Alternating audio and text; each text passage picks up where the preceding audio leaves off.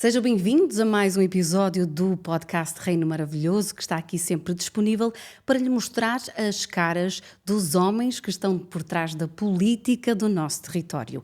Hoje o meu convidado especial veio de Vila Nova de Foscoa. É o Presidente da Câmara Municipal e é o Dr. João Paulo Sousa. Obrigada por ter aceito este convite. Obrigado. Eu consigo, tendo em conta que é licenciado em Filosofia, tem um dom para me fazer ficar expectante quanto às suas respostas, trouxe algumas frases de alguns filósofos e é com elas que vamos abrir o nosso leque de perguntas. Aceita o desafio? Muito bem, claro. E de que maneira, não é? A filosofia. Então vamos lá. Presidente, só sei que nada sei. Quando é que pensa isto? Boa tarde. Eu penso nessa frase constantemente, porque o dia em que eu pense que alguma coisa saberei, chegarei perfeitamente à ignorância eterna e isso não faz parte da minha maneira de ser. Só sei que nada sei, e vocês sabem também disso, que é o ponto de partida para a sabedoria, ou seja, para chegar a alguma certeza. O só sei que nada sei é o ponto de partida para nós começarmos a trabalhar, envolvermos naquilo que fazemos e, acima de tudo, começarmos a ter alguma certeza que o trabalho está a ser bem feito. O homem que se agarra à cultura, à educação, com unhas e dentes, porque é isso que se tem visto no trabalho que tem desenvolvido em Vila Nova de Foscoa, é o homem que daria tudo o que sei pela metade do que ignoro? Sim, acima de tudo, a cultura é o alimento que cada um pode oferecer para alimentar de facto a ignorância e para chegarmos a alguma sabedoria. Foi aquilo que aprendi, é aquilo que no fundo retrata a minha maneira de ser, é o meu ponto de partida para alcançar algo. E portanto, quando nós pensamos que sabemos tudo, não sabemos que não sabemos tudo, portanto somos logo à partida ignorantes. E portanto a minha vida pauta-se principalmente por o ponto de partida da cultura, porque a cultura é aquilo que mais alimento nos fornece à nossa dimensão humana, porque atrás da cultura vem tudo. Vem a educação, vem o turismo, vem todo o resto. E um homem sem cultura é como um jardim sem flores, como se costuma dizer. A esperança é o sonho do homem acordado. Sim, muitas das vezes quando estamos acordados, a palavra esperança torna-se mais difícil de alcançar. Talvez através do sonho, porque o Concelho de Foscoa é um dos poucos territórios do país onde ainda se consegue sonhar. E se nós tivermos essa capacidade de sonhar, temos a capacidade de ter esperança.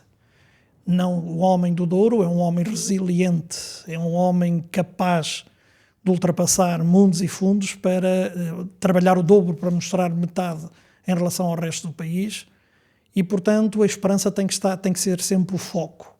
Mas uma esperança em que alguém que nos orienta também, ou desorienta, mas vamos acreditar que nos oriente, que nos diga que não vão matar a nossa esperança. Estou a falar nos governos, nos sucessivos governos, estou a falar na CCDR, estou a falar nos organismos que nos orientam ou desorientam e que, no fundo, constroem ou destroem a nossa capacidade de ter esperança ou não.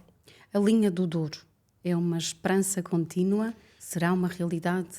A linha do Douro foi o foco que um conjunto de autarcas 19, nomeadamente, criaram como linha prioritária de intervenção, mas que tem sido, ao longo dos últimos tempos, bastante difícil. Um caminho, uma linha muito difícil de alcançar. Eu não sou anjo nem asas tenho, embora voo muitas vezes. E percebo claramente que é difícil fazer intervenções porque o modelo instituído no país está assim.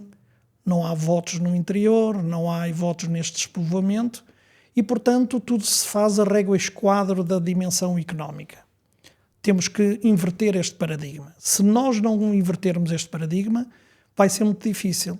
Quando nos dizem que temos 6 anos para preparar um projeto, eu disse a quem de direito, se calhar já há 2 anos atrás, longas e estranhas bengalas terei quando tiver que pisar pela primeira vez o comboio. Mas vamos acreditar. Eu sou um indivíduo positivo, eu acredito. Tudo faremos, não só eu, a equipa, de facto, dos 19 autarcas colocaram como prioridade e, portanto, neste momento vamos acreditar, vamos insistir, mas também vos digo uma coisa, eu não posso pensar só da linha até Barca d'Alva. Enquanto autarca de Foz de Coa, tenho que criar, e estou a fazê-lo, tenho que criar mecanismos de poder retirar muita gente do comboio no Pocinho, porque senão, mais uma vez, é vê-los passar conforme está a acontecer com a navegabilidade do Douro.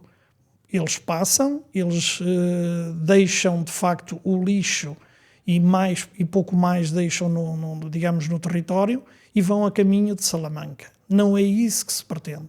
E por isso é que já estamos a criar ali mecanismos, estou a tornar o Pocinho cada vez mais atrativo, mandei fazer já um projeto de revitalização do Parque de Lazer das Frieiras, temos já um posto de turismo que vai ser introduzido dentro da própria estação, já fiz a aquisição e que brevemente chegará um autocarro elétrico para fazer o transporte lá de baixo até cá em cima e estou em constante articulação com investidores, mas só falo de certezas, de dúvidas deixo-os para quem de direito, de poder criar alojamentos não só nas infraestruturas que estão lá já, ou inclusive na ponte do Velha do Pocinho, de criar ali alojamentos. Isto de facto é uma notícia que poderei dar em primeira mão, mas que o Pocinho é certamente a maior porta de entrada que o Concelho de Foz de Coa tem no que diz respeito ao Douro. E o Douro está na moda e recomenda-se. Que características tem o João Paulo que tinha o bisavô João? Isso é uma conversa muito longa. Eu identifico-me, talvez mais com o avô.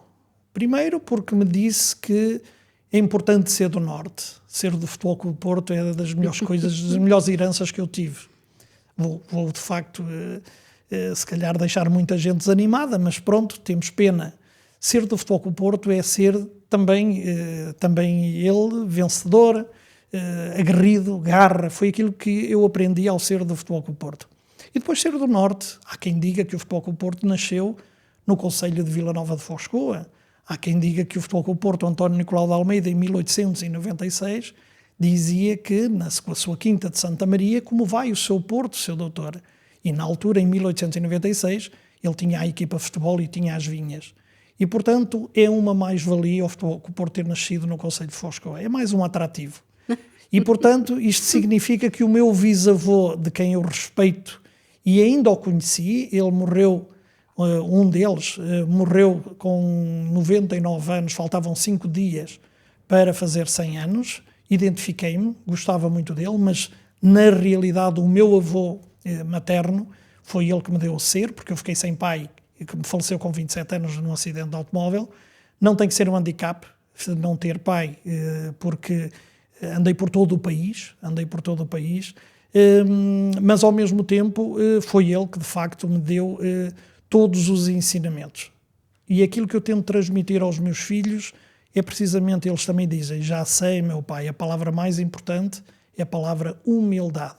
Mas humildade não significa subserviência. Significa respeito, educação, mas quando o poder reivindicativo e quando nós temos a certeza que estamos com todas as condições para poder dizer não, dizemos não. Quando temos que dizer sim, dizemos sim. Presidente, porquê é que foi estudar filosofia? É uma boa pergunta, porque não entrei por 3 décimas para Direito. Toda a gente me dizia que dava um bom advogado, não sei se dava, se não, mas filosofia é talvez aquilo que eu costumo dizer desde há muitos anos, tenho 35 anos de ensino, eu comecei a dar aulas em 1989, curiosamente inglês, portanto já dei à volta de 8 ou 9 disciplinas diferentes, desde psicossociologias, portanto, português, inglês, mais filosofia, sociologia. O que era necessário. O que era necessário. O que era preciso dar, dava-se. Matemática era mais difícil. De qualquer das formas, aprendi a perceber e a entender o mundo através da filosofia. É um curso extremamente completo. Eu costumo dizer que todas as profissões, depois de as tirarem, deviam tirar um curso de filosofia para se ficarem mais completos. Você sabe que eu sou uma apaixonada por filosofia, por isso esta conversa também me traz aqui muito estudo, porque eu gosto de ir pesquisar e saber depois olhar nos seus olhos e perceber até onde é que estes ensinamentos nos podem levar. E então eu tinha aqui esta frase de Sócrates que achei fabulosa para lhe colocar em cima da mesa, que era: conhece-te a ti mesmo e conhecerás o universo e os deuses. Eu vou replicar isso. O Sócrates, o verdadeiro Sócrates. Evidentemente que quando falamos no conhece-te a ti mesmo, eu costumo utilizar uma frase muito interessante de Ortega y Gasset. Sou eu e a minha circunstância. Eu e a minha circunstância de ser e a circunstância de estar. Enquanto sou, tenho que estar. Enquanto estou, tenho obrigatoriamente que ser. E isto leva a que, se eu não me conhecer a mim mesmo, como poderei conhecer os outros? Às vezes não é fácil, porque eu estou no limiar, digamos, sou uma pessoa comum, normal, mas às vezes estou no limiar dos parâmetros e das definições da loucura. E isto quer dizer o quê? Quer dizer que muitas das vezes eu começo a falar e salto de assunto para assunto a pensar que as pessoas me acompanham. Faz-me lembrar a eterna pergunta que às vezes me dizem: qual é o seu livro preferido que já leu? Se calhar era uma das perguntas que me iam fazer. Eu não leio livros, não tenho livros preferidos, porque eu leio vários livros ao mesmo tempo, porque havia um psicólogo, psiquiatra brasileiro, que é o Augusto Curie, em que diz que há pessoas que têm o SPA, Síndrome de Pensamento Apressado. E eu comecei a reconhecer e me identificar-me com isso. O que é que isso quer dizer? Que eu posso estar a ver um filme e consigo ver 2 filmes ao mesmo tempo e acompanhar o enredo. Não consigo começar um livro de princípio a fim, tenho que estar a ler 2 ou 3 ao mesmo tempo, ou seja, eu salto de assunto para assunto em cada livro e não leio livro nenhum. Engraçado. Presidente, o que é que o cansa no nosso país? Pergunta difícil. Neste momento já nada me cansa, porque já percebi que não vale a pena cansar-me. Eu acho que já tenho idade suficiente para perceber que o país é o que é, somos o resultado do pensamento ocidental, o grego, o romano, portanto nós pensamos desta forma, não somos resultado do pensamento oriental, por exemplo, e aquilo que eu vivia no mundo da ilusão, que provavelmente nós conseguiríamos mudar em determinadas coisas, as coisas que eram possíveis mudar. Hoje eu percebo que há gente boa que está à frente do nosso país, que esteve à frente do nosso país, mas depois também existe muita subserviência, muita dependência, muita falta de capacidade. E isso tem travado bastante o nosso país. Eu costumo dizer que os únicos glutões que eu acreditava era do Presto, antigamente. Hoje já não acredito. Já não perco tempo com tempo desnecessário. E, portanto, nesse sentido, sou muito pragmático. Quando tenho que conversar com as pessoas, e há um ponto fundamental, ser educado, não poderei deixar de ser educado, pauto-me pela educação, mas também me pauto muito pela frontalidade. Seja a pessoa que for, seja quem for, eu não poderei deixar de dizer aquilo que penso. E enquanto eu andei durante muitos anos a dizer sim, como aqueles cãezinhos que havia nos carros que antigamente se utilizava, ninguém se calhar me levaria a sério ou me valorizava. A partir do momento em que nós começamos a dizer não, as pessoas começam a olhar para nós de uma outra forma. E, portanto, não tenho ilusões quanto ao país, nem desilusões quanto ao país. Vamos navegando. E isso é muito importante. Navegando, mas afirmando que as velas somos nós que as traçamos e que as levantamos e baixamos. E no barco que dirige neste momento, é importante de vez em quando falar com Deus? Eu costumava dizer aos meus alunos, durante os anos que lecionei, há 15 anos que não estou a lecionar, mas aquilo que eu costumava dizer é, um professor de filosofia, um orientador de pensamento ou de filosofia, terá muita dificuldade em falar de Deus nas suas aulas. Porque há duas fases fundamentais, uma que tem a ver com a razão e outra tem a ver com a fé. E o ser humano é composto por este binómio. O que nós tentamos é articular as coisas, articular o nosso pensamento, arrumar o nosso pensamento em gavetas, de maneira a cada uma tem o seu valor, mas não valorizo uma em detrimento da outra. Penso que o equilíbrio é o fundamental. Ser racional, ok? Ter a capacidade de ter fé, acreditar. A palavra fé vem para o acreditar. Acredita em algo. Penso que sim, há algo que nos move e se nós deixarmos de um dia passamos a ser autómatas.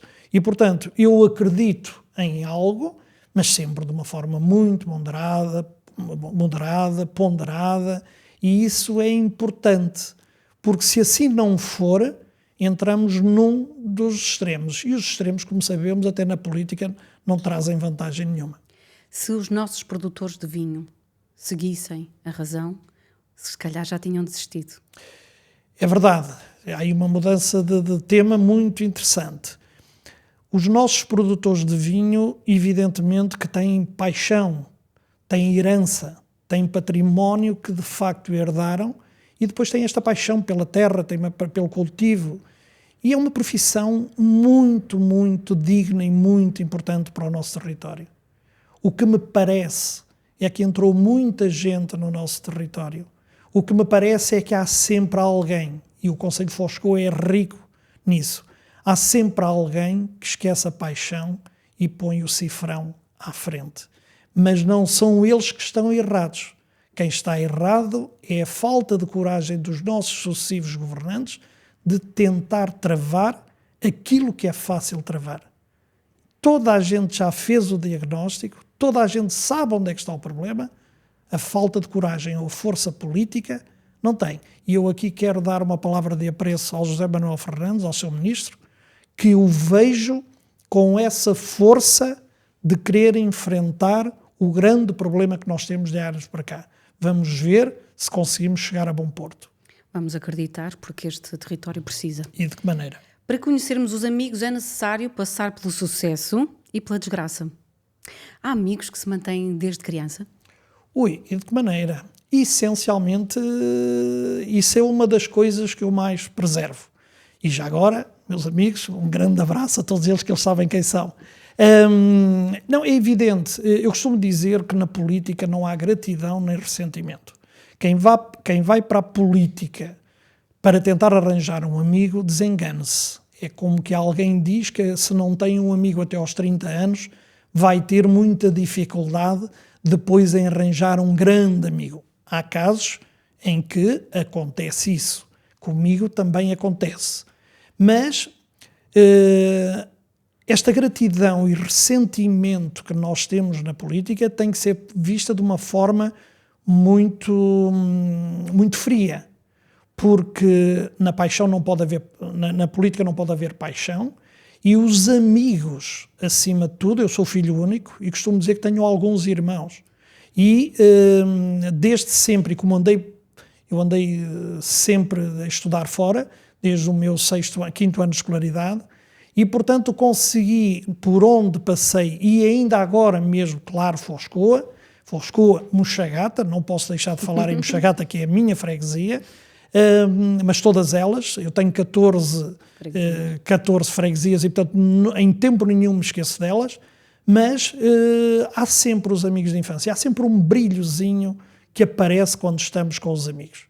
E claro, e então se estivermos com os amigos a degustar aquilo que de bom temos, tornam-se momentos extremamente perigosos. E temos tantas coisas boas. É evidente, é evidente. Exige muito de si e espera pouco dos outros? Eu sou muito rigoroso comigo. Sou rigoroso no sentido de, quando tenho que fazer, jogo sempre na antecipação. Eu nunca deixo para amanhã o que posso fazer hoje. Nunca. Posso-vos dizer que 8 anos que estive na direção de uma escola, era praticamente sempre o primeiro a chegar. Posso-vos dizer que em 15 anos que estou na Câmara, praticamente sou sempre o primeiro a chegar. Sou muito rigoroso, mas ao mesmo tempo não decido emotivamente sobre os assuntos que possam trazer mais constrangimentos. Não deixo de decidir, mas é importante ponderarmos sobre a decisão que tomarmos naqueles assuntos mais complexos, como é óbvio.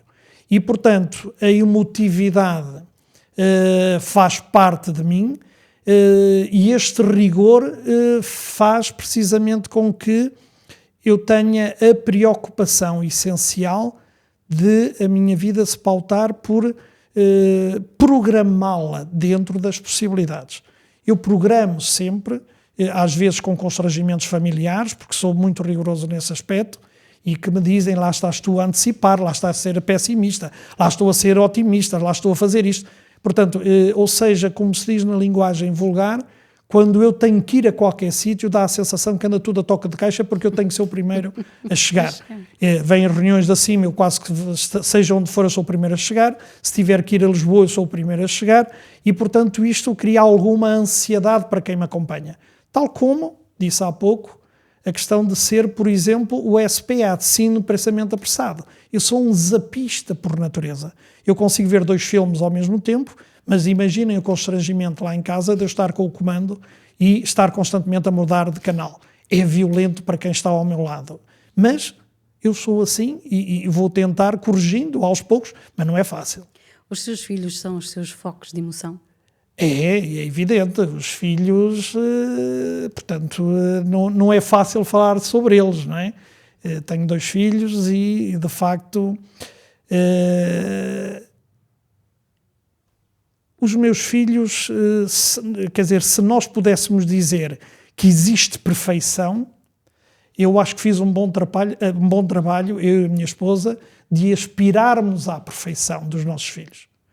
Claro está que eles são completamente diferentes, mas complementam-se de facto nisso. Mas, acima de tudo, têm saúde e têm uma coisa que me agrada bastante.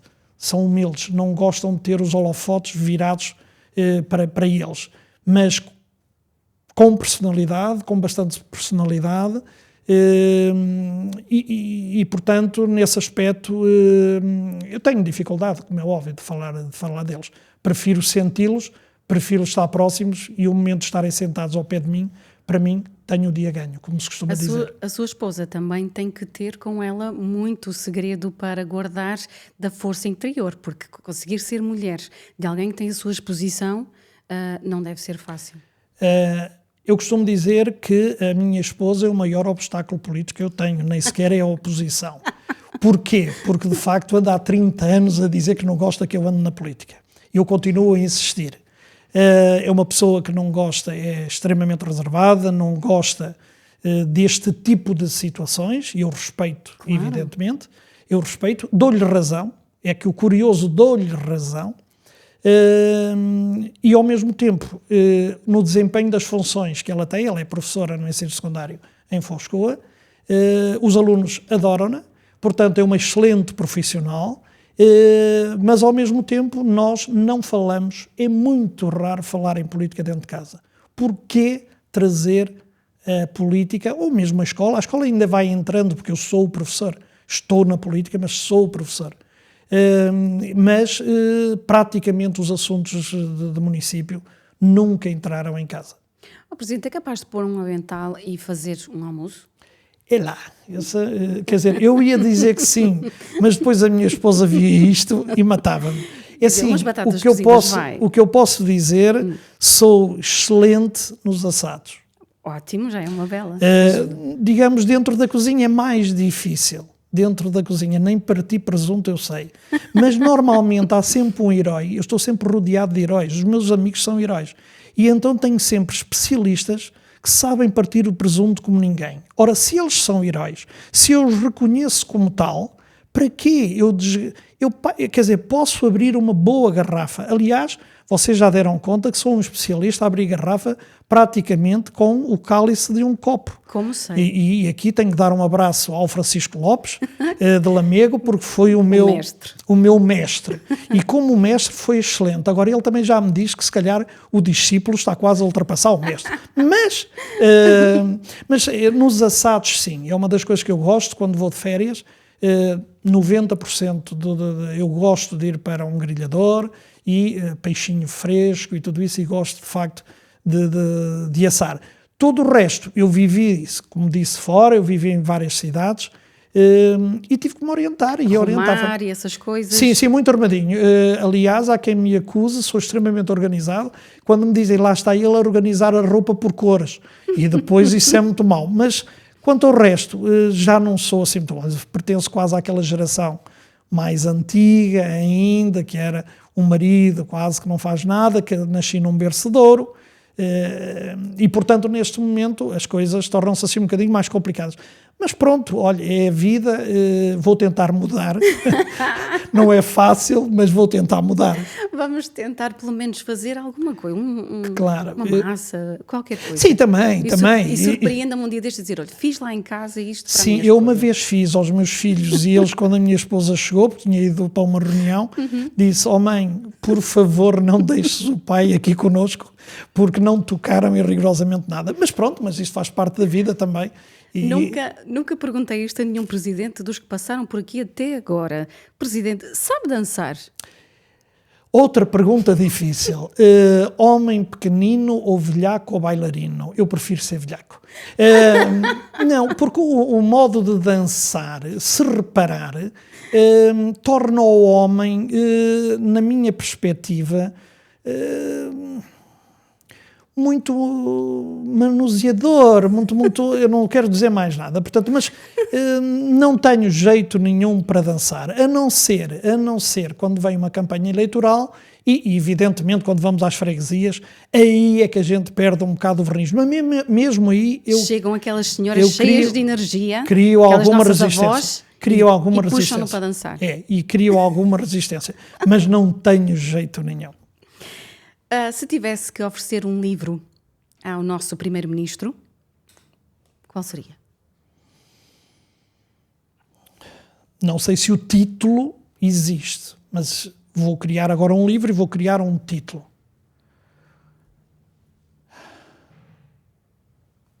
Ouvir os autarcas do Douro é o primeiro sinal para manter o equilíbrio entre o litoral e o interior. O filme da sua vida, como se chamaria até agora? O filme da minha vida. O filme da minha vida, se calhar, é uma boa pergunta. Sim, porque a minha vida é um filme. Mas, quer dizer, eu tenho aqui vários... eu às vezes eu gosto de ver novelas, sabe? Não seria bem um filme. Fazer uma grande série. Não era bem. Pois, uma série. Sabe que eu quando vinha para aqui, eu digo assim, a Andreia de certeza que me vai fazer uma pergunta muito curiosa. Quais são os filmes que eu mais gosto ou o filme da minha vida? Os filmes que eu mais gosto são a série dos Vikings, do Império Romano, uma coisa completamente diferente. E porquê é que eu gosto? Porque de facto aquilo mexe. Saber quais eram as regras antigamente, como é que aquilo funcionava, talvez porque eu sou um homem paleolítico e, portanto, há ali alguma aproximação. Mas o filme da minha vida é talvez... Não, eu se calhar respondia com um título muito simples. Porquê? E eu veria. Presidente, quem traria ao Museu do Coa uma figura internacional?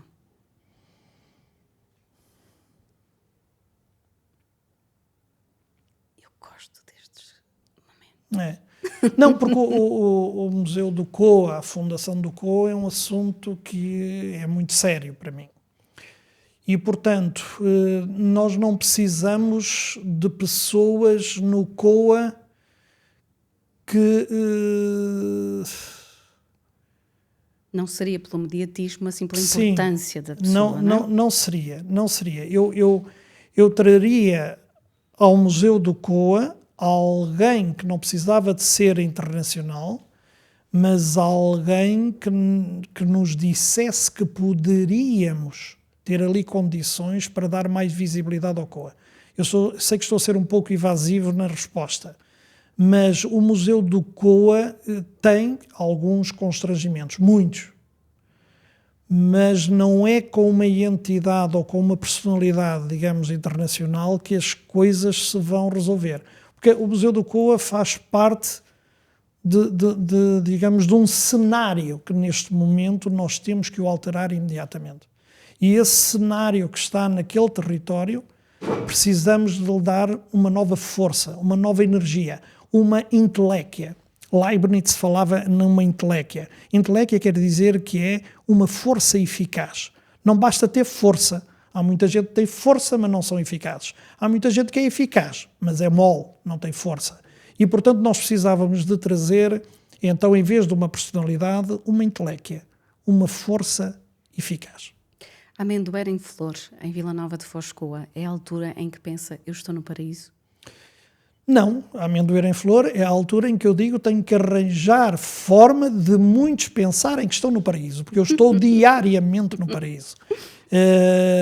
E, portanto, a amendoeira em flor tem a sua história, tem 40 e tal anos de história. É difícil termos a capacidade de nos reinventar, porque é naquela época, as questões da temperatura condicionam, como é óbvio. O modelo e o paradigma está a mudar constantemente. Nós fizemos-lo agora, há 2 anos para cá, com este novo executivo e a minha equipa é fabulosa. Sucesso que se tem visto, É fabulosa nisso, quer dizer, foi criativa, criou algo diferente, elementos diferenciadores, para darmos nova força, de facto, à amendoeira em flor. Agora, a amendoeira em flor vale por si própria. Aquelas paisagens, nós temos miradores, nós temos muito para oferecer a quem nos visita. Agora, não podemos esquecer que a nossa realidade é uma realidade com 6.300 habitantes, uma realidade que mais de 4.500 habitantes têm mais de 55 anos. Os nossos jovens, evidentemente, têm dificuldades. O país está assim, mas o concelho de Foz de Coa não foge à regra. Mas estamos, curiosamente, a conseguir ultrapassar. Olha, por exemplo, tenho dados concretos em que nós tivemos abaixo dos 450 alunos há bem pouco tempo e estamos quase nos 500 este ano. Eu disse, como é que é possível? Mas estamos a conseguir, à custa dos nossos migrantes, à custa de várias das nossas quintas, à custa dos nossos investimentos, ok, mas estamos a conseguir pelo menos estagnar. A sangria está a começar a parar. Mas, evidentemente, que a amendoeira em flor, voltando outra vez ao tema, é de facto um momento, o nosso coração de amêndoa, que é um coração, Foz de Coa é o coração da amêndoa, para além da história que tem por detrás na questão da amêndoa. Não se esqueçam que a nossa Praça do Tablado era ali que se regulava o preço da amêndoa a nível nacional, só de que depois, em partir de 1985, através do programa Pedritma, veio-se quase pagar para deitar a amêndoa abaixo para se plantar vinha.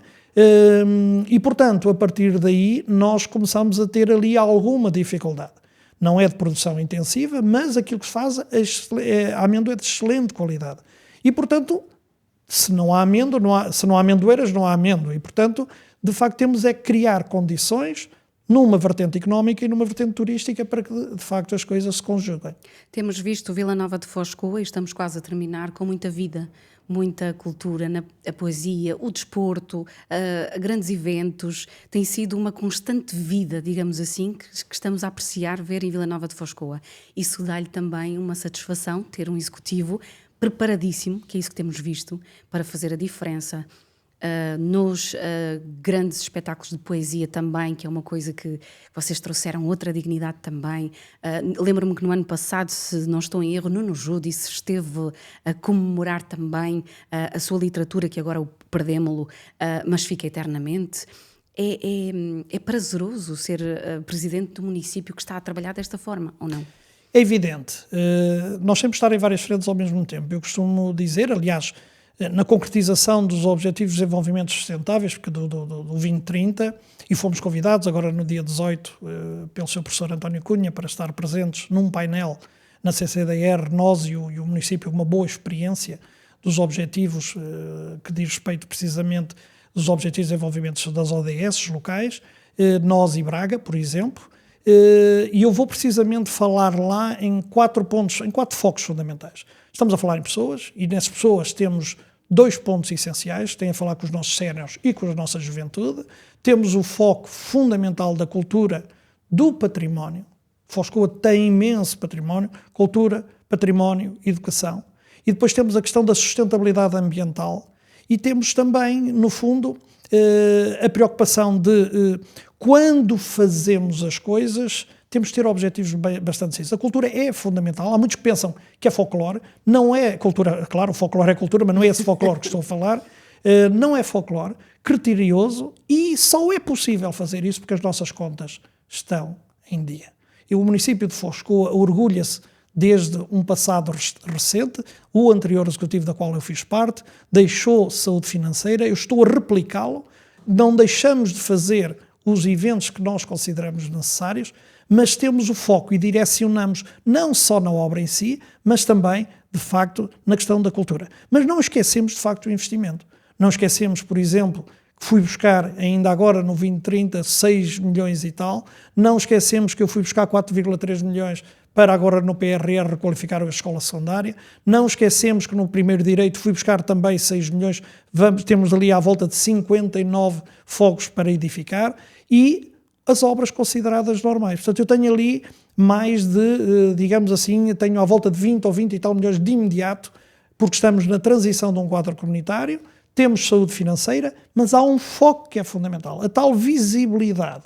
A visibilidade, a ação social é muito importante, estamos em todas, balcões de inclusão, estamos em muitas situações que fomos aderindo, mas ao mesmo tempo, com a saúde financeira, a porta de entrada é aquilo que eu acredito, outros poderão não acreditar, mas aquilo que eu acredito é cultura, a cultura que está ligada de facto ao turismo, pode ser através do património ou não, da gastronomia, a parte vitivinícola que é muito importante, os grandes eventos que estão estruturados, e um deles terá a ser com a questão do Festival de Poesia, por exemplo, que é o mais antigo do país, não é de grandes massas. As pessoas às vezes dizem, mas porquê é que nós estamos a insistir no Festival de Poesia? Porque há pessoas que gostam de poesia, há pessoas que gostam de pensar diferente, há pessoas... E a poesia alimenta-nos. E, portanto, a própria poesia, sendo o festival mais antigo do país, seria um erro crasso deixar de investir nesse setor. E, portanto, quando nós falamos em gastos, não são gastos, são investimentos, tal como uma calçada numa freguesia ou outra, e bem, digamos, estruturados, com uma equipa excelente, e eu não me canso de dizer isto. A equipa é maravilhosa, são 2 jovens, aliás, há pouco tempo o senhor vice-presidente disse num evento público que o desafio que eu lhes lancei quando lhes fiz o convite era dizer, tenham a capacidade de me surpreender, porque eu sou difícil, de que me consigam surpreender. E, portanto, se vocês tiverem a capacidade de surpreender com a energia que têm, e eu com quase mais 20 anos do que o seu vice-presidente e 10 anos que a senhora vereadora, tenho energia para os aguentar aos 2 e para nós todos os 3 aguentarmos um conselho exigente, mas de referência. Para fecharmos, dê um conselho aos nossos jovens enquanto professor, enquanto homem. Enquanto professor, eu sempre fiz e sempre disse, se nós simplificarmos o presente, o nosso futuro torna-se cada vez mais complexo. Se nós tornarmos o nosso presente, enquanto estudantes, complexo, de certeza absoluta que o futuro será muito mais simples. Palavra-chave, proatividade. Não esperem que a mosca pouse. Para, digamos, os nossos alunos, e disse alunos e... Eu disse enquanto professor e enquanto homem. Pronto, enquanto homem, a humildade, eu continuo a utilizar a palavra, a humildade, mas a determinação fazem com que nós consigamos ver o futuro, mas ver um futuro que eu acredito num conceito de Foscoa. E, portanto, a partir daí, não sejam submissos à política e aos políticos. Não se deixem levar por isso. Quando tiverem que dizer não, digam não.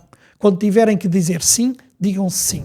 Quanto mais vezes disserem não, de certeza absoluta que o conselho progride cada vez mais.